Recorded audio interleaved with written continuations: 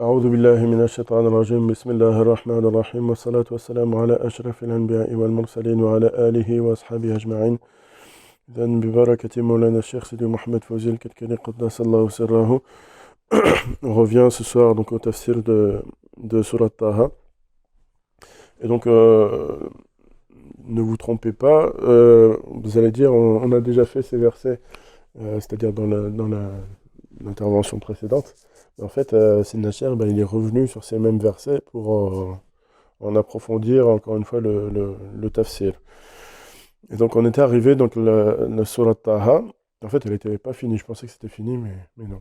Et donc on était arrivé au verset. قال بسم الله الرحمن الرحيم قال اهبطا منها جميعا بعضكم لبعض عدو فإما يأتينكم مني هدى فمن اتبع هداي فلا يضل ولا يشقى. Donc Allah Ta'ala dit à Adam, alayhi salam, descendez d'ici, c'est-à-dire du paradis, tous, vous, c'est-à-dire vous avec vos descendants, et soyez tous avec Iblis aussi, le shaitan, soyez tous ennemis les uns des autres. Puis, si jamais un guide vous vient de ma part, quiconque suit mon guide ne s'égarera ni ne sera malheureux.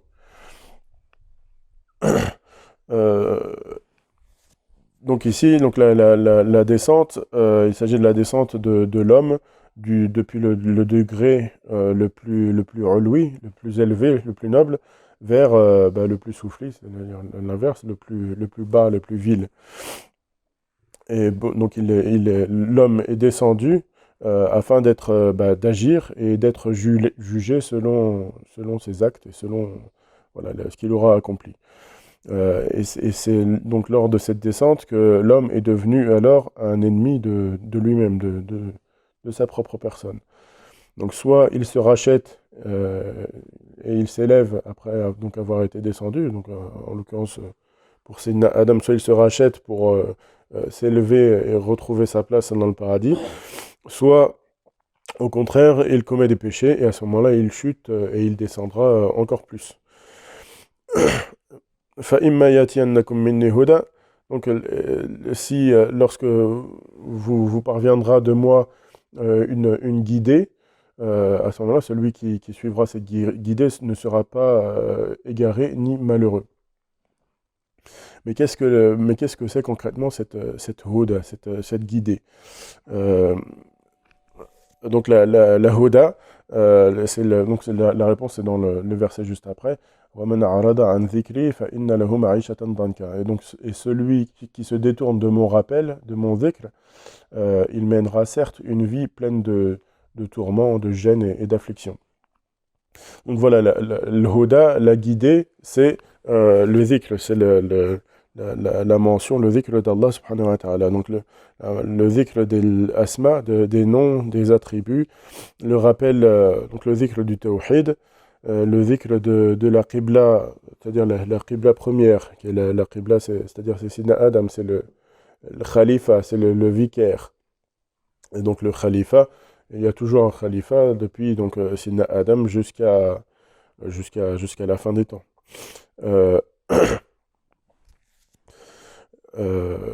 Donc celui qui suivra cette guidée, fala yadillu wa la yashqa, il ne s'égarera pas et ne sera pas dans la gêne et dans le tourment.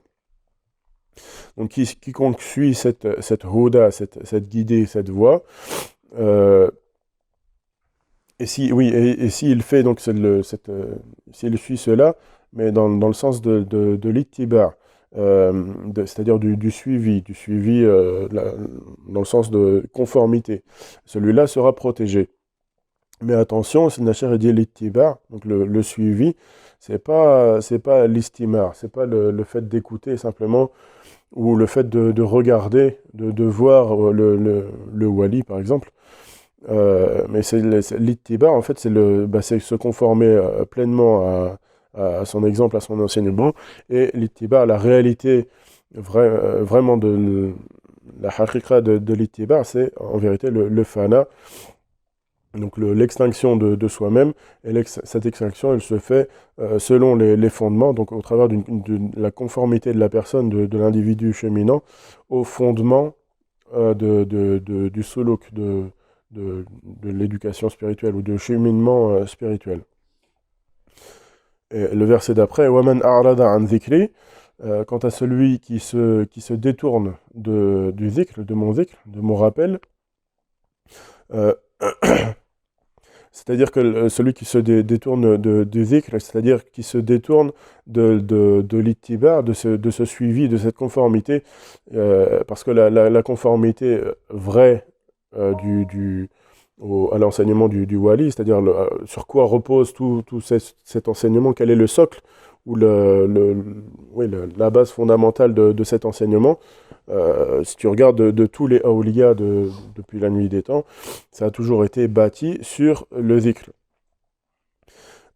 Donc celui qui suit فَمَنِ اتَّبَعَ هُدَايَ, celui qui suit la guidée, c'est-à-dire celui qui suit le dhikr. Parce que voilà, quand tu regardes l'histoire des awliya, les awliya depuis toujours, ils sont connus pour être des gens qui font beaucoup de dhikr et qui ont voué leur vie entière même à la pratique du dhikr. Et c'est ce qui fait, c'est même leur signe distinctif. Quand tu parles des soufis ou d'un wali, c'est justement son signe distinctif, c'est justement qu'ils fassent beaucoup de dhikr. C'est-à-dire que c'est le dhikr, c'est ce par quoi ils sont connus et reconnus d'entre les hommes. Euh, donc ils se sont assignés ce dhikr à eux-mêmes, les awliya, et ils ne l'ont jamais délaissé. C'est-à-dire depuis le premier jour jusqu'à la fin, jamais ils n'ont délaissé ou diminué leur pratique de ce dhikr. Et si jamais il devait y avoir des manquements dans leur vie, dans leur cheminement, eh ben ils n'attendent pas qu'il soit trop tard, ils profitent de leur vie d'ici-bas pour se racheter, pour faire des fidyas, c'est-à-dire une rançon, c'est-à-dire payer leurs erreurs, et racheter leurs erreurs et leurs méfaits, afin d'arriver dans l'au-delà de la meilleure manière possible. Quant à celui Waman A'rada, celui qui se détourne, c'est-à-dire que celui qui n'a que faire du wird, celui du zikr, pardon, celui qui n'y prête pas attention, celui-là, donc le verset dit, il vivra une vie d'oppression. فَإِنَّ لَهُ مَعِيشَةً ضَنْكَ. Une ma'isha danka, c'est-à-dire une vie, c'est-à-dire il va vivre, effectivement, il va manger, il va boire et il va vivre, mais il sera, quoi qu'il arrive, dans la gêne, dans l'oppression, dans la dépression, voilà, quoi qu'il arrive, ça n'ira pas. Qu'il soit riche ou pauvre, ou peu importe son état, ça n'ira pas, il sera jamais bien. Euh, Donc voilà, dès lors que la personne se détourne du dhikr, il prendra son shaqa, c'est-à-dire son malheur, dans la dunya avant l'akhira, avant l'au-delà. Et donc tous ceux, Sinacher nous dit que tous ceux qui ont une vie difficile, qui ont des difficultés dans leur maison, dans leur travail, dans leurs relations avec les gens, avec leur famille, etc., eh bien, en vérité, qu'ils considèrent leur état et comprennent qu'ils soient suffisamment objectifs vis-à-vis d'eux-mêmes pour se mettre face à l'évidence qu'ils se sont détournés du dhikr. Et c'est justement ce détournement du dhikr, de leur engagement, qui a causé pour eux tous ces problèmes dans leur vie. Et donc Sinacher nous dit que cette Marisha Danka, cette vie d'oppression et de tourment, c'est pas une punition en fait. C'est quelque chose, ce sont des signes.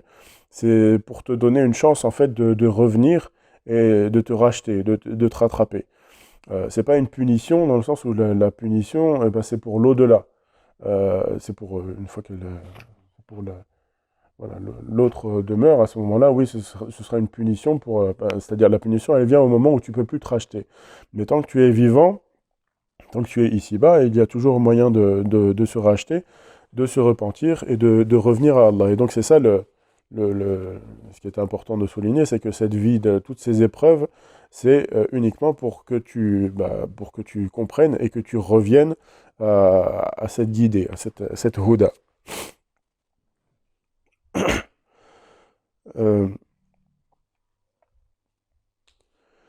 Donc voilà, le Marisha Danka, c'est un rappel, c'est un rappel du Seigneur pour que tu reviennes et que tu rembourses tes dettes avant qu'il ne soit trop tard. Euh, parce que si tu persistes dans dans ce détournement du dhikr, tu ne verras jamais aucun bonheur, aucune sa'ada, voilà, aucune paix, voilà. Même si Allah Ta'ala te venait à te donner tout le matériel, la richesse, tout ce que tu veux de la dunya d'ici-bas, ce dayq, cette oppression, jamais elle va te quitter. Même si tu vis tu es milliardaire, tu vis dans des châteaux et tu as tout ce que tu veux, tu seras jamais bien. Euh, et donc, même si tu es voilà, dans la meilleure, apparemment, en apparence, dans la meilleure des situations, ce dayq, cette oppression ne te quittera pas et sera ton quotidien. Et si c'est ton quotidien, c'est justement pour que tu répares ce que tu dois réparer pendant qu'il en est encore temps. وَمَنْ أَعْرَضَ عَنِ الذِّكْرِ, et celui qui se détourne du dhikr, donc selon le verset, وَمَنْ أَعْرَضَ عَنِ الذِّكْرِ, c'est pas dans le sens où tu vas te mettre à combattre le dhikr, à combattre la tariqa, ou à combattre voilà, celui qui enseigne ce dhikr, ou à dénigrer le dhikr, à dire que c'est pas important, que c'est pas ceci, que c'est pas cela. Non, juste l'i'rad, donc le fait de se détourner du dhikr, c'est juste ne pas faire ce pourquoi tu t'es engagé à la base.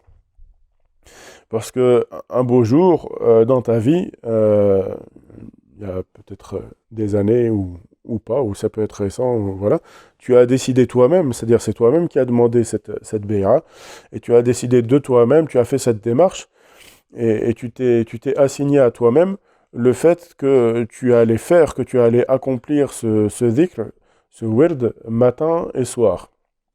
Mais avec le temps, avec les années qui sont passées, tu as commencé, tu as oublié, et tu as fini par négliger ce pourquoi tu t'étais pourtant engagé devant le Seigneur, subhanahu wa ta'ala. Et donc, le suivi, simplement le suivi de tes passions, c'est ça, ça peut être, là en l'occurrence, c'est ça l'irad, le détournement du dhikr. Et dès lors qu'il y a détournement du dhikr, ta vie sera une vie de tourment tu seras jamais en paix. Marisha Danka. Même si les gens, ils te croient heureux, ou si tu leur fais croire que tu es heureux et que tout va bien, quand tu te retrouves assis tout seul avec toi-même, et ben, les gens, quand tu es tout seul le soir, les gens, ils dorment, et toi, tu te retournes d'un côté et de l'autre, et tu trouves pas le sommeil. Tu es toujours dans un état dans un état de dépression, rien ne va.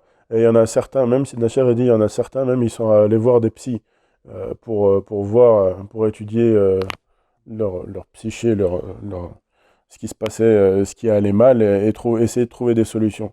Alors que la solution, elle est très claire et elle est très simple. C'est la cause de tous tes problèmes, c'est une seule et unique chose, c'est l'i'rad ani dhikr, donc le fait que tu te sois détourné du dhikr. Et donc ça, c'est une chose, mais Nacher nous dit, mais le gros problème, c'est ce qui vient dans la suite du verset. Donc, وَمَنْ أَعْرَضَ عَنِ الذِّكْرِ فَإِنَّ لَهُ مَعِيشَةً ضَنْكًا وَنَحْشُرُهُ يَوْمَ الْقِيَامَةِ أَعْمَى. Donc quiconque se détourne de mon dhikr mènera certes une vie pleine de gêne et de tourments, et le jour de la résurrection, nous le ressusciterons aveugle. Et c'est ça la plus grande calamité. Parce que c'est-à-dire que cette Ma'isha Dhanka, cette vie de tourment que tu as endurée dans la vie, eh bien ça deviendra pour toi, dans l'au-delà, la perte de la vue, la perte de la vue de tes yeux, de ta tête, la vue physique. Et donc, pour que tu te rendes compte, Sinacher nous dit, imagine-toi, même si tu es quand même dans le paradis, tu rentres dans le paradis, mais tu es aveugle. Et si tu es aveugle, ça veut dire que tu vois rien de ce qu'il y a des merveilles et des beautés du paradis. Et si tu es aveugle, à ce moment-là, quel intérêt d'être dans le paradis? si tu n'as pas la capacité justement d'apprécier ce dans quoi tu te trouves. Donc le Ma'isha Danka, cette vie d'oppression, ce sont en vérité toutes les ténèbres que tu as dans ton cœur qui, dans l'au-delà, deviendront ton horizon, c'est-à-dire ton milieu, ce dans quoi tu vas baigner. Donc Sidna Adam, alayhi salam, il était, pour lui, il était dans le paradis, et puis lorsqu'il a commis une erreur, il est descendu. Une fois qu'il est descendu, il s'est repenti, voilà, il a fait le repentir, le tauba, et il a fait l'istighfar, et il a fait une fidya, c'est-à-dire il a racheté ses dettes au travers de sacrifices, de toutes sortes de choses. Fidya, ça peut être simplement par le zikr, par l'istighfar, c'est une fidya, ou fidya, dans le sens propre de sacrifier des animaux, c'est-à-dire sacrifier de tes biens, de ton temps, de ta personne, etc. Jusqu'à donc réparer son erreur. Mais malgré tous ces sacrifices, malgré qu'effectivement il a réparé ses erreurs, eh ben, il a quand même vécu cette vie de shaqa, de tourments et de difficultés et d'épreuves dans la dunya. C'est-à-dire que même si Allah Ta'ala lui a pardonné, voilà, il est quand même resté pour prendre la leçon et pour prendre le dars jusqu'au bout. Euh,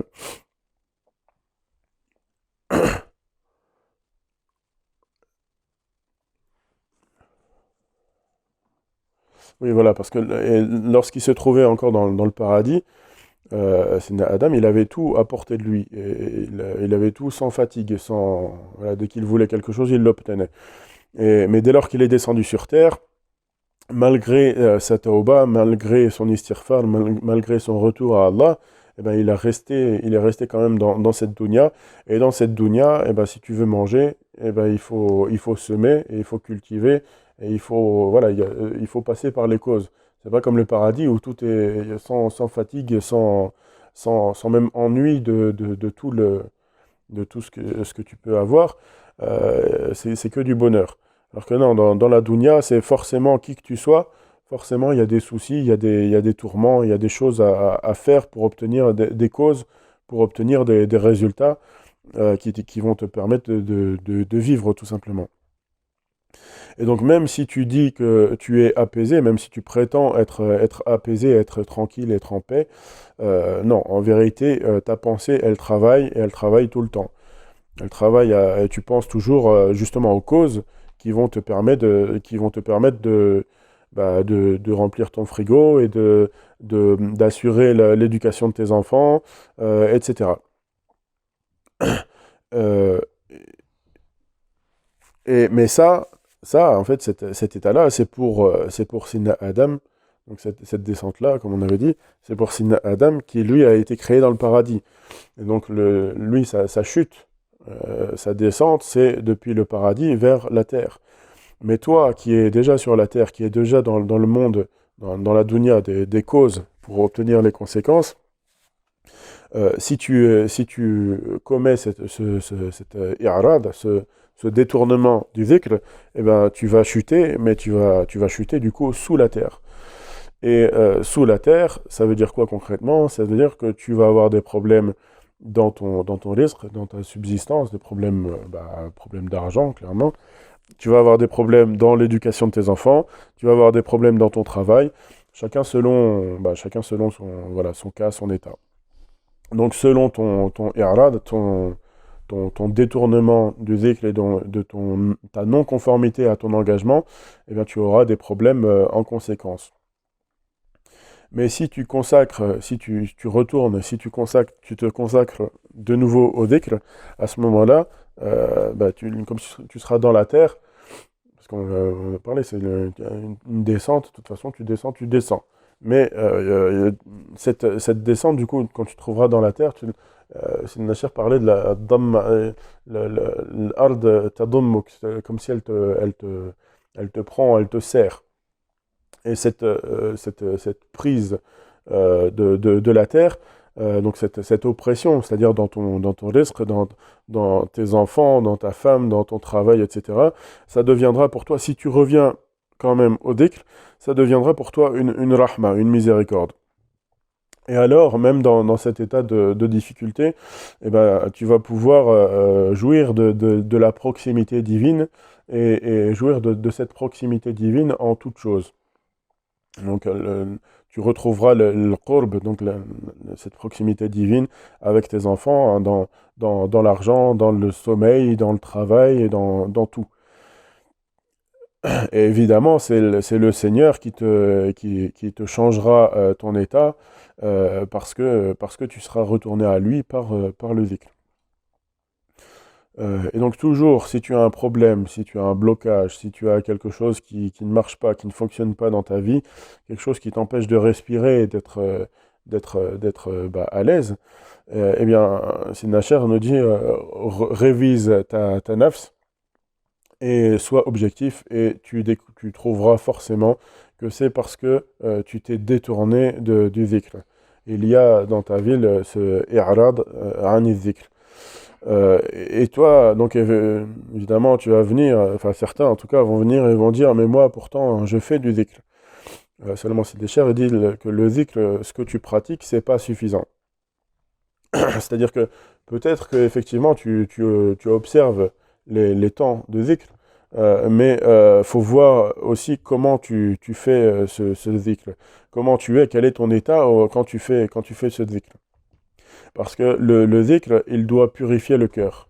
Et donc si ton cœur, il n'est pas là, s'il n'est pas présent au moment où ta langue s'actionne par la mention d'Allah, eh bien c'est pas du dhikr.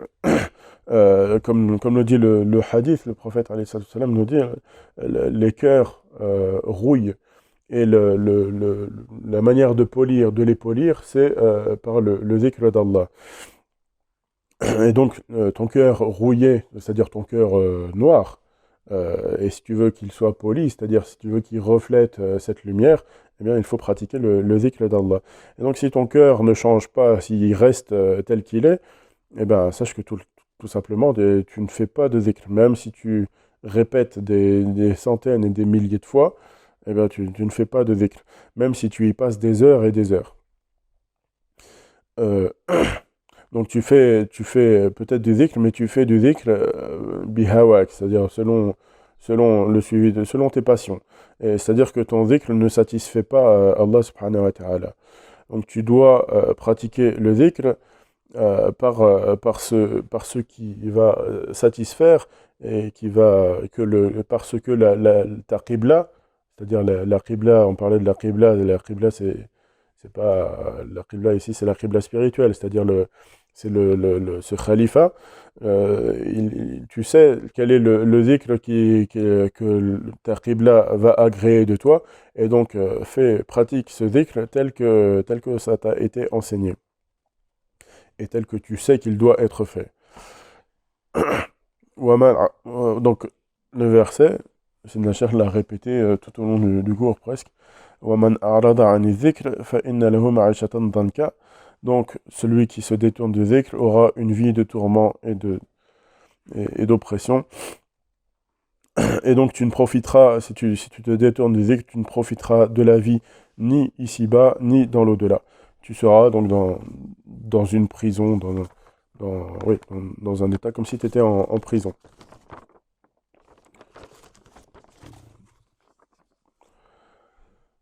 Et parmi les gens qui sont dans les tourments, dans ce genre de tourments de la vie, il y a des fuqara, ils ont l'air d'être normaux, de mener des vies voilà, normales, qui ont l'air d'aller bien, on va dire. Mais si tu te rapproches d'eux et qu'ils commencent à te raconter leurs secrets, c'est-à-dire les choses qu'ils vivent et qu'ils endurent au quotidien, tu prendras peur et enfin, tu te diras, subhanallah, comment c'est possible que lui, il supporte tout ça, toutes ces épreuves et toutes ces calamités qui lui tombent dessus. Alors qu'en vérité, la cause, c'est que une seule et unique chose, comme on a dit, c'est l'irad an dhikr, donc le détournement du dhikr. C'est tout ça qui fait que la personne se charge et se rajoute des difficultés à des difficultés. Et donc ne t'imagine pas que c'est parce que que c'est ça la volonté d'Allah, ou que c'est ça ce que Allah Ta'ala a décrété, ou que voilà, que c'est le... Non, en vérité, ici tu dois revenir à la charia, au Coran. Et donc le Coran dit Ma min hasanatin fa min Allah, donc Ma asabaka min hasanatin fa min Allah. Donc tout le bien qui te touche vient d'Allah. Et tout mal, wa ma asabaka min sayyi'atin fa min nafsik. Et tout le mal qui te touche, ça vient de ta propre nafs. Donc en fait, c'est ça. Si tu vis dans le bien, eh ben, c'est un bien qui vient d'Allah. Et si tu vis dans les épreuves et dans les calamités, eh bien, en vérité, c'est tout ce que tu as toi-même fabriqué et tu as fait de toutes pièces contre toi-même. Et si tu travailles au retour de cette nafs à son créateur, à ce moment-là, il y aura plus de daïq, il y aura plus de cette oppression. Donc le problème, comme on disait, وَنَحْشُرُهُ يَوْمَ الْقِيَامَةِ أَعْمَى. Donc celui qui se détourne du dhikr aura une vie d'oppression et il sera ressuscité au jour dernier aveugle. C'est-à-dire que ressuscité aveugle, c'est-à-dire qu'il vivra aussi encore une fois, c'est-à-dire ce dhikr, cette oppression va se perpétuer dans l'au-delà. C'est-à-dire qu'il sera aveugle comme ici-bas. C'est-à-dire qu'il ne verra plus la beauté de la vie et des bienfaits. Comme celui qui est ici-bas, qui pourtant il vit, il a une multitude de bienfaits tout autour de lui, mais c'est comme s'il était aveugle, en fait, comme s'il il ne les voit plus. Euh, donc dans l'au-delà, c'est la même chose. Tu ne verras plus comme on disait, si tu te trouves au paradis, mais que tu ne vois plus les bienfaits et les délices du paradis, eh ben quel est l'intérêt? Et donc voilà, il sera comme ici-bas, il ne verra plus la beauté de la vie, il ne verra plus la beauté de rien du tout, et il ne verra plus aucun des bienfaits dans lesquels il baigne pourtant. Et à ce moment-là, c'est Nasher disait qu'on te change de logement, qu'on te change de logement, tu seras toujours dans l'oppression. Qu'on te change ta femme, tu seras toujours dans l'oppression. Qu'on te change n'importe quoi, ton travail ou n'importe quoi de ta situation, tu seras toujours dans l'oppression et dans ce dhikr, cette prison, ces chaînes. Parce que ton muhit, ce qui t'entoure, ce dans quoi tu baignes, eh bien, ce sont des ténèbres. Et le problème, c'est que c'est pas des ténèbres pour tout le monde. C'est-à-dire, ce dans quoi tu baignes, tous ces problèmes, ces ténèbres, c'est uniquement pour celui qui se sera détourné du zikr. Parce que ces mêmes choses, pour les mêmes choses, les mêmes situations, les mêmes choses de la vie, quelqu'un qui serait avec toi, qui t'accompagnerait dans les mêmes choses, dans les mêmes situations que toi, lui, s'il n'a pas fait ce i'rad, ce détournement du zikr, de son engagement, pour lui, il ne verrait que la lumière, et il vivrait cela dans un état de bonheur, de sa'ada, et il serait, quoi qu'il arrive, dans la proximité, il jouirait de la proximité divine.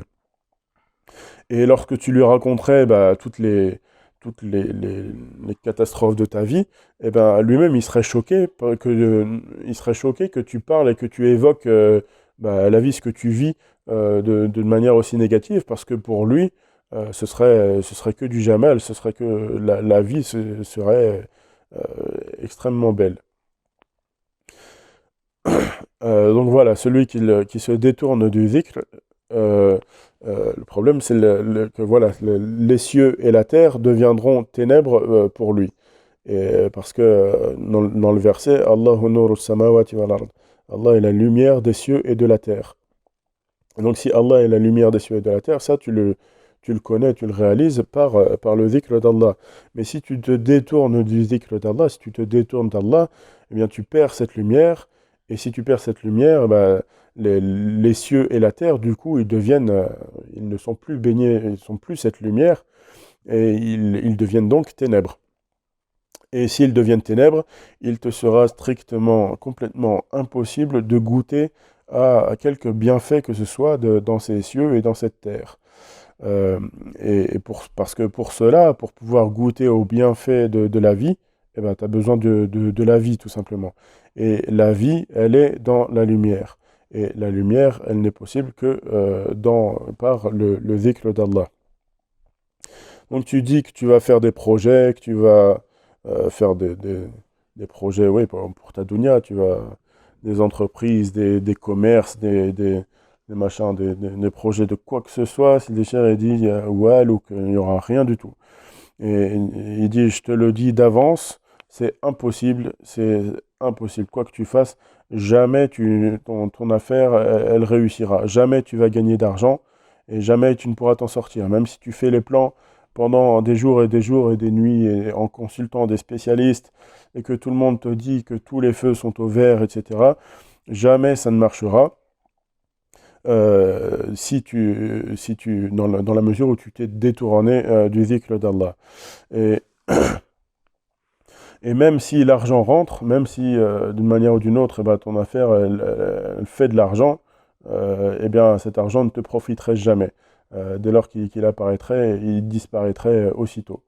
Euh, et donc la seule et unique solution qui se présente à toi, eh ben, c'est de retourner, de revenir au dhikr d'Allah subhanahu wa ta'ala.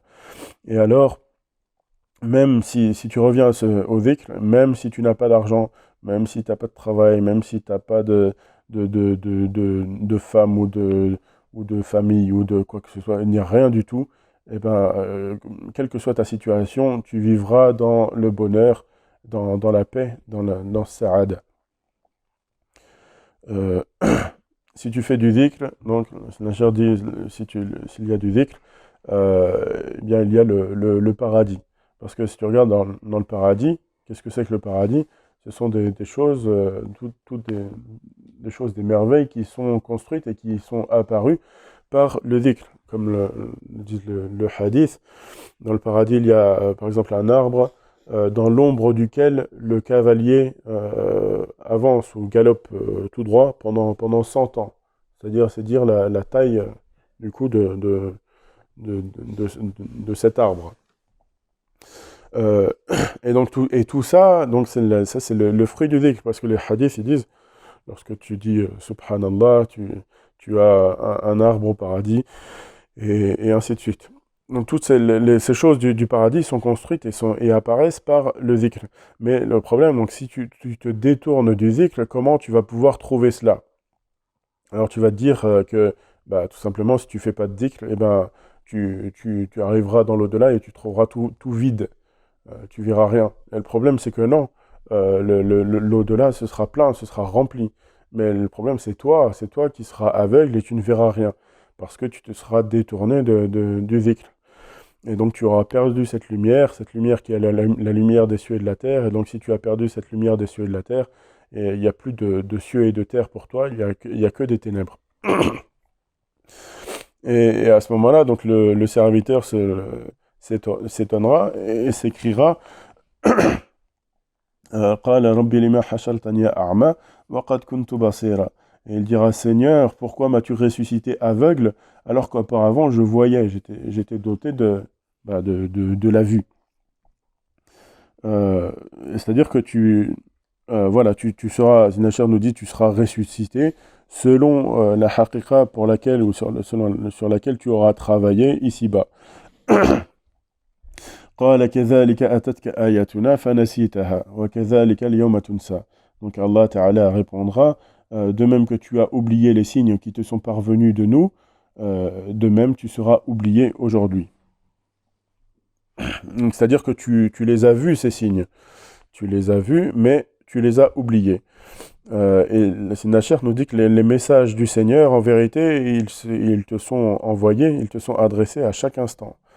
Chaque instant, chaque minute, chaque seconde, voilà, de ta vie, de ton existence, il y a des messages. Et que tu t'en rappelles ou non, que tu en aies conscience ou non, eh ben, en fait, ça, c'est ton problème. Et certains ne comprennent pas les signes jusqu'à ce qu'ils arrivent en prison. Et une fois qu'ils sont en prison, ils disent Ya Rabbi, ça y est, c'est bon, j'ai compris la leçon, j'ai compris mon erreur. Et le Sidi Cheikh dit le problème, c'est que c'est un peu tard, parce que les signes, ils sont venus depuis longtemps, avant que tu arrives, tu tombes en prison. C'est-à-dire que ça faisait très longtemps que les signes ils t'étaient envoyés, et c'est seulement une fois que tu arrives au fond du trou que tu te réveilles. Et donc, c'est Nasher dit le Moustafid, celui qui profite, celui qui comprend et qui réagit en conséquence, c'est celui le Moustafid, c'est celui qui profite de sa nuit pour son jour et de son jour pour sa nuit. Et il n'a pas besoin de semaines et de mois et d'années avant de comprendre ce qu'il doit faire. Euh, et voilà donc pourquoi le wasl, donc le lien, l'entretien du lien avec Allah Ta'ala, c'est au minimum 5 fois par jour. Donc les 5 prières. Et 5 fois par jour, c'est-à-dire c'est 5 messages qui te sont adressés directement. 5 messages, ne serait-ce que l'adhan, lorsque tu entends l'adhan, eh ben, c'est un message qui t'est adressé à toi. Et lorsque tu vois des gens qui se réunissent pour prier, c'est aussi un message qui t'est adressé à toi. Parce que tu l'entends avec ton ouïe et tu les vois avec tes yeux. Et en fait, ces 5 messages ou ces 5 prières sont au nombre des 5 sens. Les 5 sens, la vue, l'ouïe, le toucher, etc., que tu dois retourner au Créateur. Et donc, le verset, وَكَذَلِكَ الْيَوْمَ تُنْسَى. Donc, قال كذلك أتتك آياتنا فنسيتها وكذلك اليوم تنسى. Donc, de même que donc, le Seigneur dira, répondra à ce serviteur, pourquoi tu m'as créé, tu m'as ressuscité aveugle alors que je voyais clair. Il répondra, c'est ainsi. Donc, nos signes te sont parvenus et tu les as oubliés. Et de même, aujourd'hui, tu seras oublié. Euh,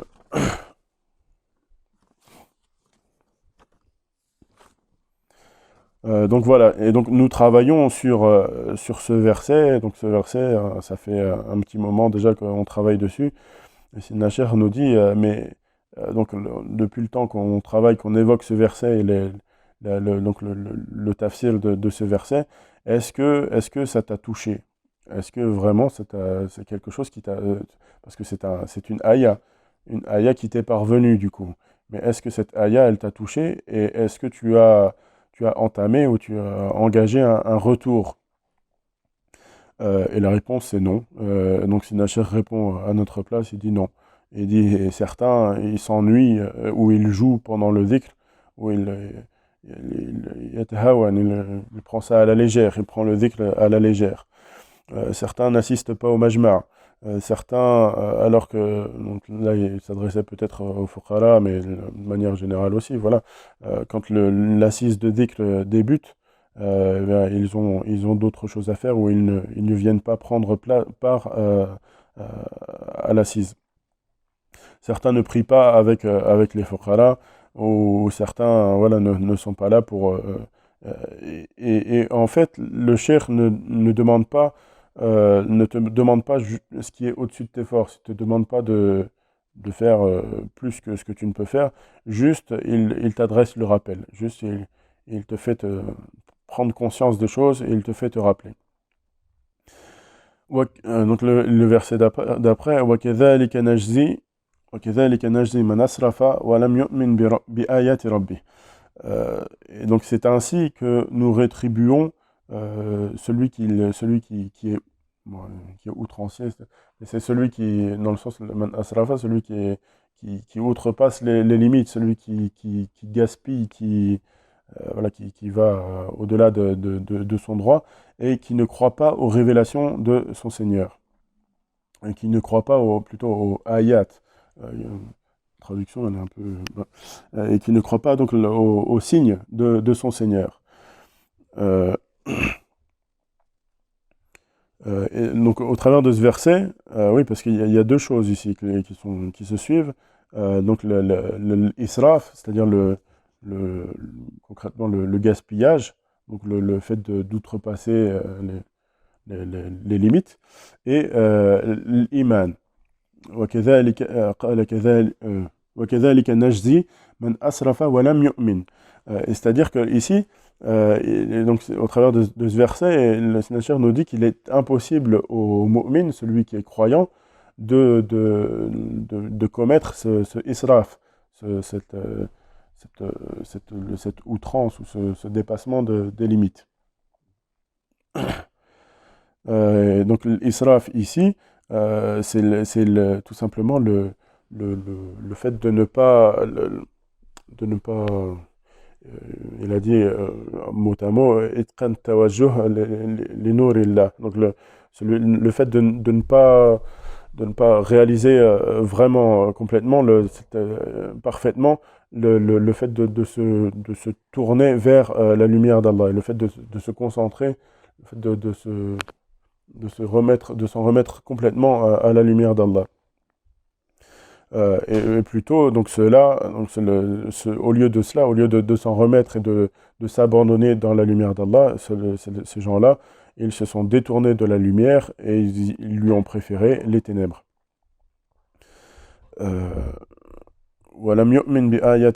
Donc c'est ainsi que nous rétribuons celui qui a asrafa, qui a dépassé les limites et qui n'a pas cru en les signes, en ayat de son Seigneur. Allah Ta'ala n'a pas dit walam yaqra ou walam yahfaz. Et donc c'est ainsi que nous rétribuons celui qui, par exemple, qui n'a pas étudié, qui n'a pas étudié les livres, qui n'a pas étudié la science ou qui n'a pas mémorisé. Non, parce que toi, tu as mémorisé ces signes-là, ces ayats. C'est-à-dire que tu peux traduire aussi par ces versets. Et ces versets, tu peux les lire, par exemple, dans tes 5 prières quotidiennes. Le problème, c'est que tu n'y crois pas. Et donc tu peux les lire, tu peux très bien les lire et les mémoriser parfaitement, mais sans y croire. Donc, Nasher nous dit, ne prétend pas à l'iman, ne prétend pas à la foi. Donc, conformément au verset, la taqulu amanna, walakin qulu aslamna. Ne dites pas, nous avons la foi, nous avons cru, mais plutôt dites, nous sommes musulmans, nous sommes résignés, nous sommes soumis, jusqu'à ce que Allah fasse entrer l'iman dans vos cœurs. C'est-à-dire que c'est le verset qui dit ça. Donc c'est Allah Ta'ala qui fait entrer en toi l'iman, qui fait entrer en toi la foi, la foi, oui, la conviction de ce signe, de cette ayah. Et lorsque l'iman est entré en toi, l'iman de ce verset ou de cette ayah, eh bien cela apparaît concrètement sur toi, sur tes gestes, sur ton quotidien.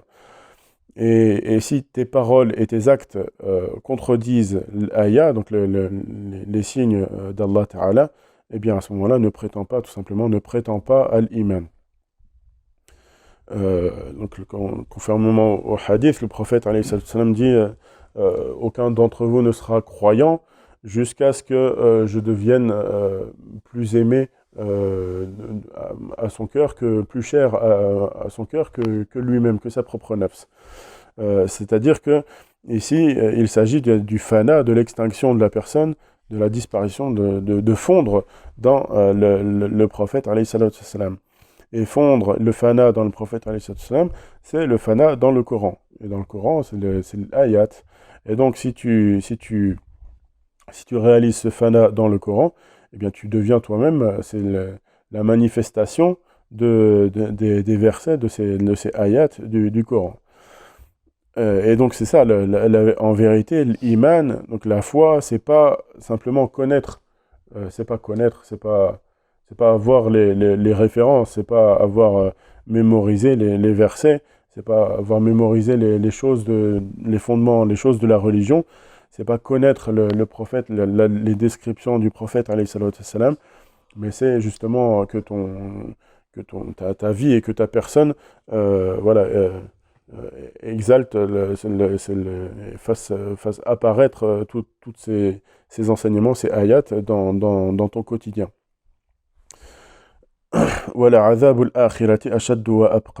Et le châtiment de l'au-delà est plus sévère et plus durable. Et donc ça vaut pour celui qui renie,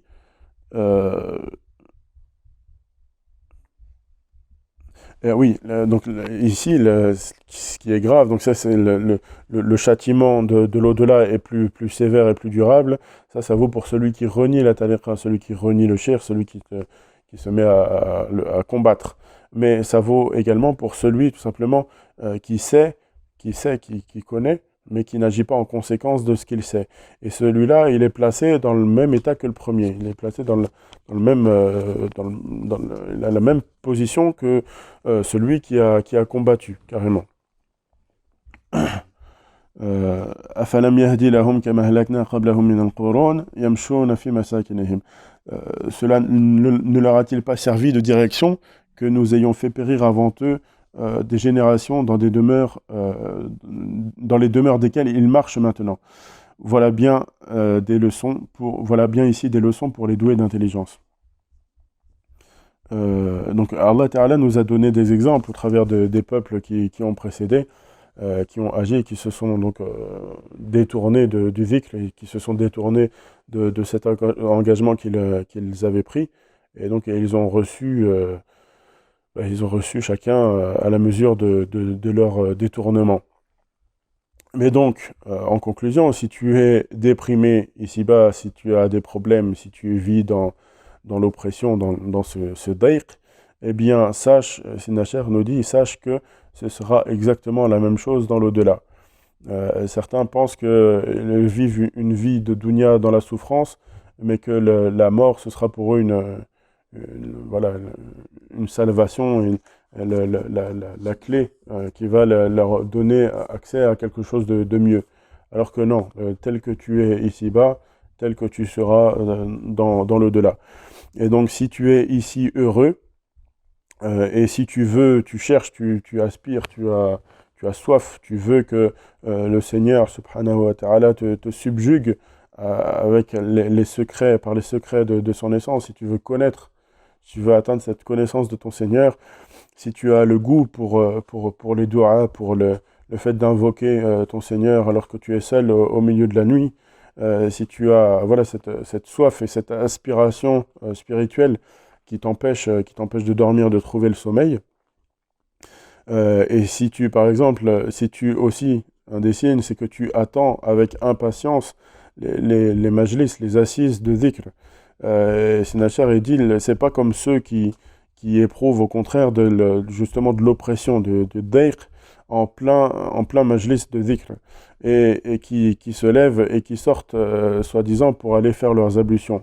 Ceux-là, le shaitan, il se joue d'eux, et il leur fait donc le shaitan leur fait le waswas, et ces gens-là qui se lèvent en fait c'est juste une excuse pour quitter l'assise de dhikr, et ils s'imaginent que voilà qu'ils sont dans le vrai et qu'ils ont raison de faire cela. Donc ils croient se rire des autres, se rire des gens, mais en vérité c'est juste qu'ils sont loin, qu'ils sont très loin de la proximité divine. Donc Sinacher dit, tu es dans ce souffliyat, dans les choses viles et basses de la dunya, mais n'attends pas que le shirk vienne te taper sur l'épaule et te dire vas-y, réveille-toi, réagis, ou sois attentif, concentre-toi dans ton dhikr, parce que Zerma, tu es dans une assise de dhikr, et donc agis, voilà, sois sérieux et sois appliqué. Non, il te dit pas ça, bien au contraire, reste ici, reste dans la zawiya autant que tu voudras, même des années jusqu'à la mort, si tu veux, mais sache que tu n'en tireras absolument aucun profit. Et même si tu restais dans cet état-là pendant toute ta vie à Beit el-Maqdis, à Jérusalem, ou si tu restais avec les clés, en ta possession les clés de la Kaaba, eh bien jamais tu ne profiterais. Parce que voilà, comme on disait, le dhikr, il a des conditions, et tu ne le fais pas n'importe comment. Et si tu veux qu'il soit accepté, et tu sais très bien comment il doit être fait. Et tu sais très bien, après une assise de dhikr, si tu as bien accompli ton devoir, ou si tu n'as pas été sérieux. Et on s'en tient à cela pour ce soir. Nas'alullah yu'allimana ma yanfa'una wa yanfa'ana bima 'allamana. Allahumma salli ala Sayyidina Muhammadin wa ala ali Sayyidina Muhammad kama sallaita ala Sayyidina Ibrahim wa ala ali Sayyidina Ibrahim. وبارك على سيدنا محمد وعلى آل سيدنا محمد كما باركت على سيدنا إبراهيم وعلى آل سيدنا إبراهيم في العالمين إنك حميد مجيد. سبحان ربك رب العزة عما يصفون وسلام على المرسلين والحمد لله رب العالمين.